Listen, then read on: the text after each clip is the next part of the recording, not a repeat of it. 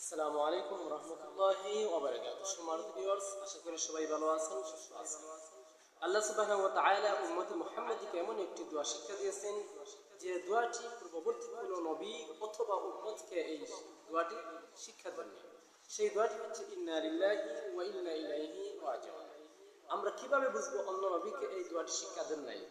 আমরা একটি ঘটনার মধ্যে পেয়েছি হযরত ইয়াকুব আলাইহিস সালামের ছেলে অর্থাৎ হযরত ইউসুফ আলাইহিস সালামকে যখন ওনার ভাইয়েরা কুয়ার মধ্যে ফেলে দেন, তখন হযরত ইউসুফ আলাইহিস সালামের খবরটি হযরত ইয়াকুব আলাইহিস সালামের কাছে সংবাদ পাঠানো হয় যে হযরত ইউসুফ আলাইহিস সালামকে পাওয়া যাচ্ছে না। তখন হযরত ইয়াকুব আলাইহিস সালাম বলেছিলেন, ইয়া আসাফ আলা ইউসুফ, আয় আফসোস, আয় আফসোস। এটা কিন্তু হযরত ইয়াকুব আলাইহিস সালাম পাঠ করেননি যে ইন্না লিল্লাহি ওয়া ইন্না ইলাইহি রাজিউন। তা থেকে